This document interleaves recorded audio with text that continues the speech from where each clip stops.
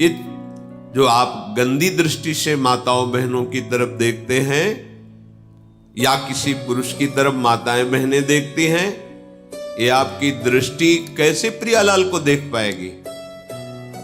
खुद गंदगी पैदा कर रहे हो अपनी दृष्टि में और चाहते हो प्रेम मूर्ति श्यामा श्याम के दर्शन साक्षात्कार, धूल झोंक रहे हो अपनी आंखों में और सूक्ष्म वस्तु देखना चाहते हो। सावधान, स्त्री मात्रे मात्र बुद्धि है। जितनी माताएं बहन हैं सब, इनके प्रति मात्र बुद्धि अर्थात पूज्य बुद्धि होना चाहिए।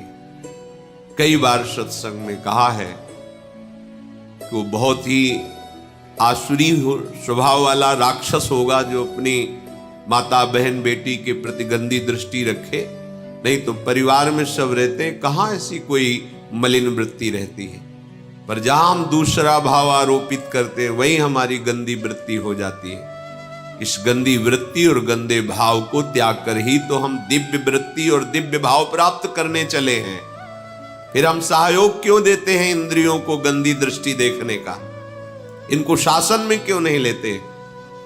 अगर आप शासन में नहीं लोगे तो कोई है ऐसा जो आपको शासित कर देगा, ऐसा बांध देगा कि निकल ही नहीं पाओगे, देखने लायक नहीं रहोगे, दृष्टि ही अपहरण कर लेगा वो।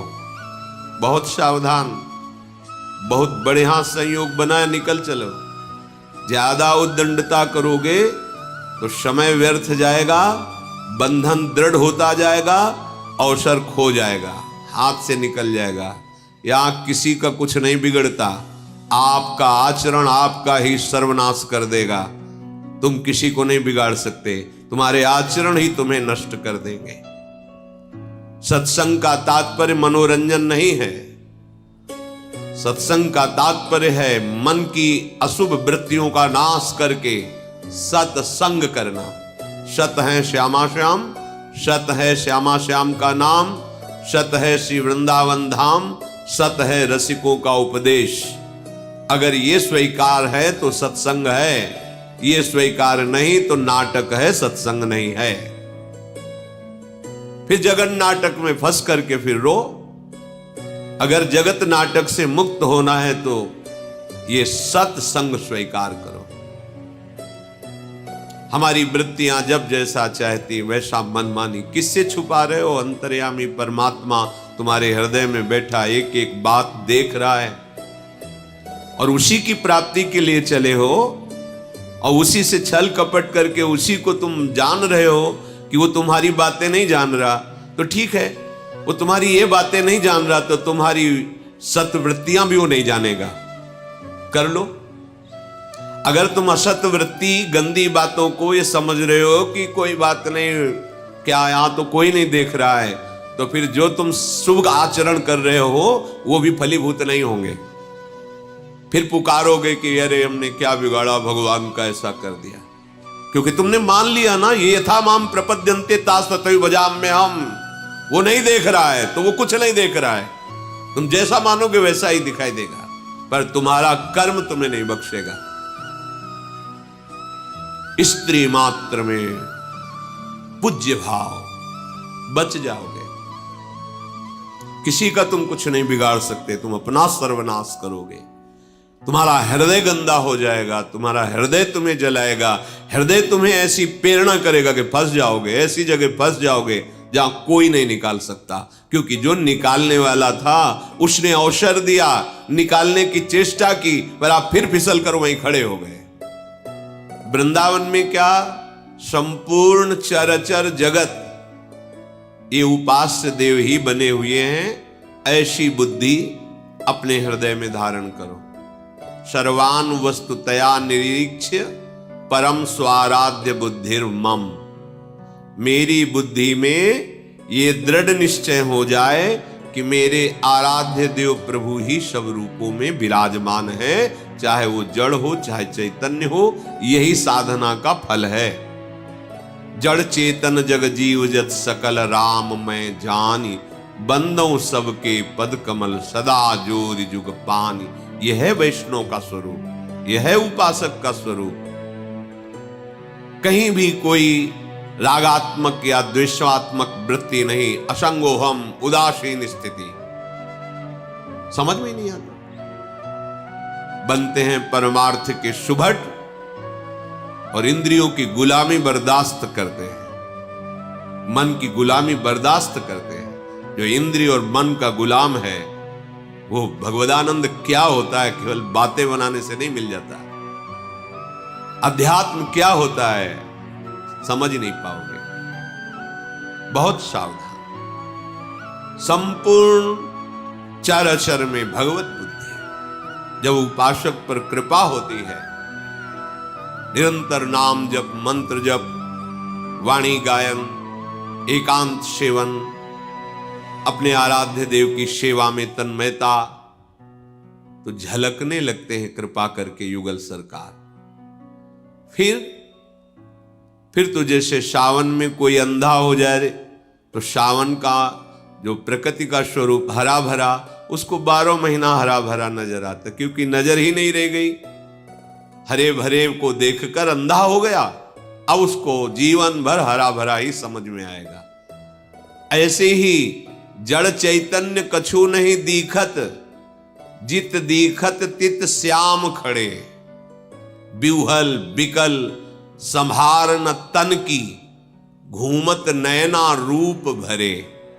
करनी अकरनी दो विधि भूले, विधि निषेध सब रहे धरे। नरहरिदास ते भय बावरे, जे यह प्रेम प्रवाह परे। ऐसे महासुख के लिए तुम्हें चयन किया है प्रभु ने, अवसर दिया है प्रभु ने। चूको मत। संपूर्ण माताओं बहनों में पूज्य बुद्धि, चरणों के दर्शन से ही हमारी दृष्टि पवित्र होगी। अगर मुख की तरफ दृष्टि जमाई तो जो चाहे आपन कल्याणा, सुजस सुमति शुभगति शुभ नाना। सो पर नारी लीलार गोसाई, तजौ चौथ के चंद किनाई। अगर माताओं बहनों की तरफ गंदी दृष्टि से देखोगे तो मति गति ऐश्वर्य वैभव सब नष्ट हो जाएगा। जिसने भी इतिहास साक्षी है, माताओं बहनों की तरफ गंदी दृष्टि से देखा, वो चाहे जितना बड़ा वरदानी या बलशाली रहा हो, धूल धूसरित हो गया, नष्ट हो गया। इतिहास साक्षी है, पढ़ के देख लो। सावधान, तुम तो उपासक हो। तुम्हारी दृष्टि जैसे अपने मां को देखने पर परम पावन दृष्टि होती है, अपनी बहन को देखने पर, ऐसे ही जगत में जितनी भी माताएं बहनें हैं वो सब पूज्य हैं। तत्व दृष्टि से देखें तो एकमात्र सच्चिदानंद प्रभु ही ये स्त्री की पोशाक पहन करके लीला कर रहा है। अपने प्रभु को पहचानो, उनके चरणों के दर्शन करो, उनके चरणों में मानसिक प्रणाम करो। भोग वासना दृष्टि रख करके देखोगे तो वो दृष्टि ही तुम्हारे संपूर्ण सुखों का नाश कर देगी। ध्यान से समझ लीजिए, वो दृष्टि तुम्हें और किसी के नाश करने की जरूरत नहीं, वो खुद तुम्हें नाश कर देगी। तुम्हारे सुख की, शांति की, पवित्रता की, पुण्यों की होली लग जाएगी। बहुत सावधान। ये जीवन एक एक कदम सावधानी से चलने के लिए मिला है। चराचर में, वृंदावन में केवल प्रिया प्रीतम के प्रेमी जन ही विराजमान हैं, ऐसी भावना करो। उपासक इसे लाभ न मान ले कि भाई जीवन भर भजन तपस्या की, वाह वाह ये मिला हमें। ये आखिरी खाई है जहां गिर करके दुर्गति होती है। कामिनी, कंचन, कीर्ति, पुत्रैषणा, वित्तैषणा, लोकैषणा, ये 3 सीमाएं खींची गई भगवत मार्ग के पथिक को। तीनों को बड़ी सफाई से लांग जाओ। अगर किसी में भी तुम भिड़ गए, किसी में धोखा खा गए तो गिर जाओगे खाई में। ये वाहवाही, ये प्रशंसा हरि की ठीक है।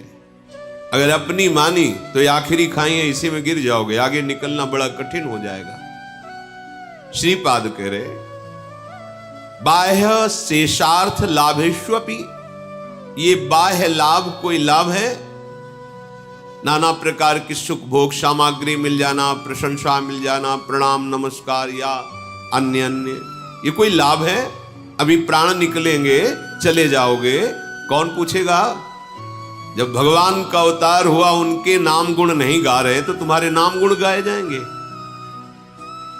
व्यर्थ का ज्ञान, हमारा नाम हो जाए, हमारी कीर्ति हो जाए, या व्यर्थ का हम इतना निर्माण करवाएंगे कि वाह वाह, बड़े बड़े सम्राटों के किले में कबूतर हग रहे हैं, तुम्हारे निर्माण में कौन सा ऐसा महान यश हो जाएगा कि पूरा त्रिभुवन कहेगा वाह, विश्वकर्मा ने बनाया तो उनका नाम तो ले नहीं रहा कोई, जिन्होंने सुधर्मा सभा रची गई, इंद्रप्रस्थ में ऐसी सब कहां है? माया के प्रवाह में सब बह गए, इतिहास में केवल लिखे रहे। तुम क्या हो? बाह्य शेषार्थ लाभेष्वपि, अगर बाहर का लाभ तुम्हें लाभ दिखाई दे रहा है तो बड़े धोखे में हो। हृदय मुख म्लान निकृद्धा निबुद्धे, तुम्हें उदास हो जाना चाहिए कि तुम्हारी बुद्धि जो है वो भ्रष्ट हो रही है। सच्चिदानंद प्रभु के स्मरण को छोड़कर, प्रभु के चिंतन को छोड़कर विषय सुख, धन संपत्ति, मान बढ़ाई, विषय भोग, तुम्हारी बुद्धि खराब हो गई है। उदास होना चाहिए तुम्हें। भगवत मार्ग के पथिक का लाभ केवल एक ही है, निरंतर अखंड भगवत स्मृति, तैल धारावत भगवत स्मृति। रूप समाया हुआ है और नाम चल रहा है, इससे बड़ी कोई लाभ वृत्ति नहीं।